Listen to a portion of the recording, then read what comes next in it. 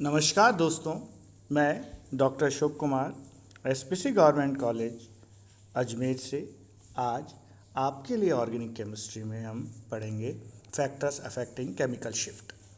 ये BSc part third का chapter है, हमारा एनएमआर उसी का एक टॉपिक है।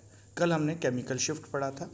केमिकल शिफ्ट में ये पढ़ा था कि कोई भी अगर प्रोटोन है वो एब्जॉर्ब करता है तो वो शिफ्ट करेगा या तो अपफील्ड या डाउनफील्ड।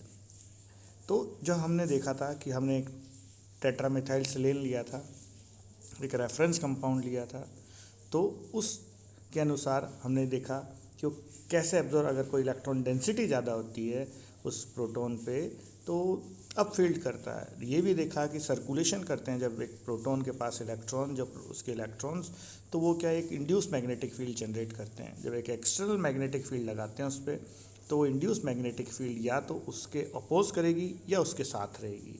अगर अपोज करेगी तो अपफील्ड करेगी, और अगर उसके साथ चलेगी यानी रीएनफोर्स तो वो डाउनफील्ड करेगी।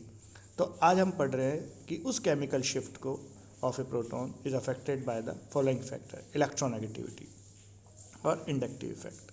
देखिए, इलेक्ट्रोनेगेटिविटी और इंडक्टिव इफेक्ट। इलेक्ट्रोनेगेटिविटी यानी कि जो शेयर्ड पेयर है उसको अपनी तरफ खींचना, जिसका इलेक्ट्रोनेगेटिविटी एटम का ज़्यादा होगा। देखिए, एक प्रोटोन इज कोवेलेंटली बॉन्डेड, अगर कोवेलेंटली बॉन्डेड है कार्बन, नाइट्रोजन, ऑक्सीजन से और other atom by sigma bond in organic compound, when compound is placed in a strong magnetic field, the electrons of sigma L bond circulates and generate an induced magnetic field that will oppose the applied field. The shielding experienced by the nucleus is directly related to electron density around it. A nearby electronegative atom thus withdraws the electron density from the nearby hood of the proton, and so that the small applied field is required to cause the spin state of the proton to flip. Higher is the electronegativity of atom, greater is the de-shielding caused by the proton. ये हमने electronegativity. इसका मतलब क्या हुआ? इसका मतलब ये हुआ कि एक प्रोटोन, माने एक प्रोटोन है, ये कोई इलेक्ट्रोनेगेटिविटी एटम से जुड़ा हुआ है, मान लीजिए X। ये ऑक्सीजन हो सकता है, नाइट्रोजन हो सकता है, फ्लोरीन, क्लोरीन, ब्रोमीन। जब इस प्रोटोन के पास में इलेक्ट्रॉन डेंसिटी होगी तो इसको ये अपनी तरफ खींचेगा, क्योंकि इसका इलेक्ट्रोनेगेटिविटी कार्बन से ज़्यादा है, तो इसके कारण जो इलेक्ट्रॉन डेंसिटी कम हो जाएगी। अब जो ये इलेक्ट्रॉन सर्कुलेट करेंगे, अपना खुद का एक इंड्यूस मैग्नेटिक फील्ड जनरेट करेंगे, तो इंड्यूस मैग्नेटिक फील्ड जब अब ये इंड्यूस मैग्नेटिक फील्ड हो गया खुद का, अब इसके ऊपर हमने क्या किया, एक अप्लाइड फील्ड H0, ये एक्सटर्नल अप्लाइड फील्ड है। अब इसका इलेक्ट्रॉन डेंसिटी कम हो गया तो ये क्या होगा कि इसका फील्ड है जो एक्सटर्नल, वो इतना इफेक्टिव नहीं होगा, यानी ज़्यादा नहीं होगा, इसको अपोज नहीं करेगा, उसके साथ लग जाएगा और कम फील्ड पे हो जाएगा, जिसे हम डी शील्डिंग कहेंगे। वहीं अगर ये इलेक्ट्रॉन डेंसिटी नहीं होगी, इलेक्ट्रॉन डेंसिटी ज़्यादा होगी, ये इलेक्ट्रोनेगेटिव एटम नहीं होगा, तो क्या होगा, इस पर इलेक्ट्रॉन डेंसिटी बढ़ जाएगी तो एक्सटर्नल मैग्नेटिक फील्ड को रिपेल करेगी, जिसके कारण ये एब्जॉर्प्शन होगा, ये अप फील्ड में होगा, यानी कि जो डेल वैल्यू है वो कम होगी और डी शील्ड में डेल वैल्यू बढ़ जाती है। तो यही चीज़ इसमें समझाने की कोशिश की है, इंडक्टिव इफेक्ट। और इसमें देखिए, इसके अंदर देखिए ये है इंडक्टिव इफेक्ट का, fluorine, chlorine, bromine, iodine, CH3, CH3, CH3, चारों में CH3 सेम है। फ्लोरीन का इलेक्ट्रोनेगेटिविटी ज़्यादा है तो इसका इलेक्ट्रॉन डेंसिटी कम करेगा, जिसके कारण इसकी डेल वैल्यू बढ़ जाएगी, यानी डी शील्डेड होगा। क्लोरीन, फिर ब्रोमीन, फिर आयोडीन, इसका इलेक्ट्रोनेगेटिविटी सबसे कम होता है, तो इसलिए इसका डी शील्डिंग इफेक्ट होगा ही नहीं और ये अप फील्ड में करेगा। तो इलेक्ट्रोनेगेटिविटी हमने कहा fluorine, chlorine, bromine, iodine. Fluorine most electronegative है, ग्रेटर डी शील्डेड करेगा, और मिथाइल प्रोटॉन एब्जॉर्ब करेंगे, सिग्नल डाउन फील्ड में करेंगे, यानी हाई डेल वैल्यू। डेल कल हमने बताया था, दो ही वैल्यू डेल या टो में होती है इसकी वैल्यू। तो electronegativity of carbon is less than nitrogen then oxygen, so oxygen is more. वहीं अगर इसका इफेक्ट हम देखते हैं, एक बार CH3 ऑक्सीजन आ गया, नाइट्रोजन आ गया और कार्बन आ गया। किसका इलेक्ट्रोनेगेटिविटी? ऑक्सीजन का इलेक्ट्रोनेगेटिविटी ज़्यादा है, तो क्या होगा, डाउन फील्ड होगा, डेल वैल्यू इसका इंक्रीज हो जाएगी और ये डाउन फील्ड है। अब देखिए एक एग्जाम्पल देखते हैं, मीथेनॉल। मीथेनॉल में 2 टाइप ऑफ हाइड्रोजन एटम्स है, तो 2 एब्जॉर्प्शन सिग्नल आएंगे मीथेनॉल में, ये तीनों इक्विवेलेंट है और ये बी।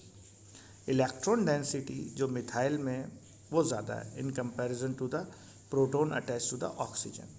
अब इसका इलेक्ट्रॉन डेंसिटी ज़्यादा, मोर, और इसका less. So methyl protons are shielded और विद इलेक्ट्रॉन्स जो एब्जॉर्प्शन सिग्नल प्राप्त होगा अब फील्ड में होगा, डेल लेस वैल्यू होगी। अब दूसरा प्रोटॉन जो ऑक्सीजन के साथ अटैच है, तो देखिए ये ऑक्सीजन के साथ अटैच है, तो ऑक्सीजन के साथ अटैच होने से ऑक्सीजन के इलेक्ट्रॉन्स अपनी तरफ विड्रॉल करेगा और ये क्या होगा, डी शील्डेड। तो इसका जो वैल्यू है वो डाउन फील्ड में और लो, तो क्या होगा, D shielded bye absorption signal lower field यानी हाई डेल वैल्यू। तो जो डी शील्डेड है प्रोटॉन का, D shielding effect of A proton decreases with increase in distance from. अब हमने एक टॉपिक तो पढ़ लिया था, ये दूसरा टॉपिक है, हमने ये टॉपिक पढ़ लिया इलेक्ट्रोनेगेटिविटी का। जितना ज़्यादा इलेक्ट्रोनेगेटिव होगा उतना डी शील्डिंग होगा, उतना डेल वैल्यू ज़्यादा होगा।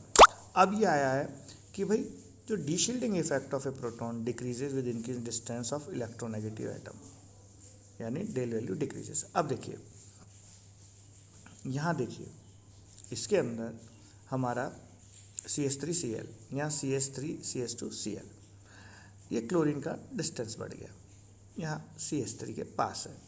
Distance for methyl proton less, methyl proton is more. D shielding effect इसका क्या होगा, मोर होगा, इसका लेस होगा। डेल ppm है 3.0, ये 1.5। तो आपको ये पता चल गया कि डी शील्डिंग इफेक्ट किसके कारण होगा, डिस्टेंस के कारण भी। ज़्यादा डिस्टेंस है लेस होगा और अपफील्ड होगा, डी शील्डिंग इफेक्ट कम होगा, डेल वैल्यू क्या हो जाएगी इसकी, इंक्रीज। अब ये कहता है कि भाई प्रोटॉन्स क्या है, de shielded with increase in number of halogens atoms, halogen atom increase कर दीजिए, as a result down field shift हो जाएगी और हायर वैल्यू डेल। कैसे, ये मीथेन है, मीथेन का डेल वैल्यू 0.9 है, जब से क्लोरीन आ गया तो 3 पॉइंट डी शील्डिंग इफेक्ट हुआ इसका। इसके अंदर 2 क्लोरीन आ गया तो 5.25 और 3 क्लोरीन आ गए तो इसका 7.5। तो इसका मतलब यह जितने ज़्यादा हेलोजन्स अटैच होंगे उतने ज़्यादा इसका इलेक्ट्रॉन डेंसिटी कम होगा, और इलेक्ट्रॉन डेंसिटी होगा तो एक्सटर्नल मैग्नेटिक फील्ड कम उस पर अप्लाइड होगी और वो डाउन फील्ड में और हायर डेल वैल्यूज उसकी होगी। तो ये हमारा एक टॉपिक हो गया। नेक्स्ट है हमारा, if halogen atom is directly attach to carbon atom bearing a hydrogen atom, a down field shift is observe. Halogen atom directly attach हो कार्बन से बियरिंग ए हाइड्रोजन और down field shift, CH3 chlorine है। देखिए यहाँ del value 3.0, यहीं पे अगर ये क्लोरीन है इसके साथ R है, इसके प्रोटॉन्स है, तो इस पे इलेक्ट्रॉन डेंसिटी कम हो जाएगी 3.4, ये डी शील्डेड हो जाएगा, डाउन फील्ड ऑब्जर्व होगी इसके अंदर। अब यहाँ पे एक प्रोटॉन है तो 4.0, तो इस तरह से हम कह सकते हैं हेलोजन अगर डायरेक्टली अटैच होता है कार्बन से बियरिंग हाइड्रोजन, अब इसमें हाइड्रोजन कम होंगे तो डाउन फील्ड होगी, ज़्यादा होंगे तो कम होगी, क्योंकि इलेक्ट्रॉन डेंसिटी बढ़ा देते हो। अब हम देखते हैं, following type of de shielding effect is observe by the different electronegative atoms attach to the carbon atom, fluorine, oxygen and nitrogen. जितना ज़्यादा इलेक्ट्रोनेगेटिविटी उतना ज़्यादा क्या होगा, डी शील्डिंग होगा, जितना ज़्यादा इलेक्ट्रोनेगेटिव जितना ज़्यादा डी शील्डिंग। तो ये देखिए इसके अंदर सारे ये हैं, इसके साथ प्रोटॉन भी है, इसके साथ ऑक्सीजन है, इसके साथ फ्लोरीन है। तो fluorine is more than oxygen then nitrogen, electronegativity यही है। Unsaturation, unsaturation cause a de shielding effect in chemical shift. Unsaturation यानी जिसके अंदर, अनसैचुरेशन का मतलब क्या हुआ, अनसैचुरेशन का मतलब जिसके अंदर डबल और ट्रिपल बॉन्ड्स हैं, जैसे कार्बन कार्बन। तो ये कह रहा है कि भाई जो अनसैचुरेशन है वो डी शील्डिंग इफेक्ट करता है। जितना ज़्यादा अनसैचुरेशन, देखिए यहाँ पाई पाई कितने बॉन्ड्स हैं, 3 डबल बॉन्ड्स हैं, इसमें 1 और इसमें बिल्कुल नहीं है। तो इसका मतलब अनसैचुरेशन है causes the D shielding effect in chemical shift. Chemical shift position delta for the proton attached to carbon-carbon double bond in alkene, aldehydes and aromatic protons is higher than can be accounted alone by electronegative effect. देखिए यहाँ करें chemical shift position of proton attach to carbon carbon in alkene, ये aldehydes and aromatic protons.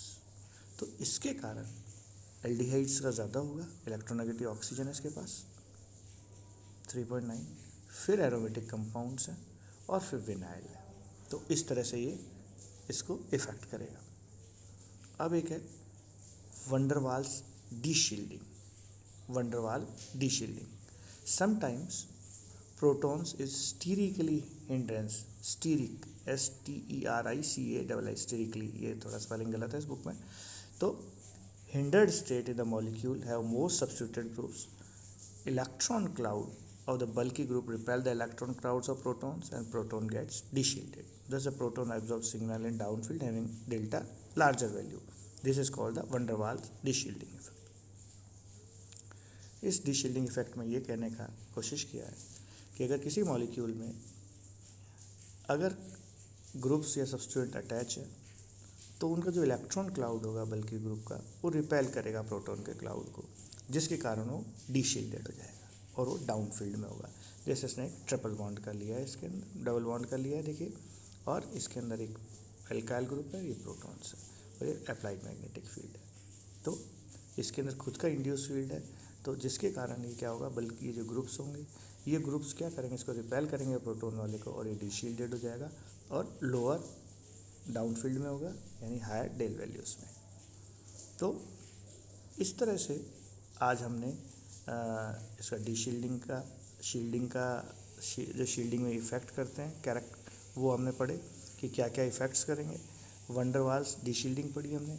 Next class में हम आपको effect of anisotropy, diamagnetic anisotropy, paramagnetic, फिर कुछ examples alkynes, alkenes और एल्डिहाइड्स और पैरामैग्नेटिक इफेक्ट ऑफ एल्डिहाइड्स और benzene वगैरह आपको पढ़ाएंगे। तो इसी के साथ आज ये क्लास समाप्त करते हैं। धन्यवाद।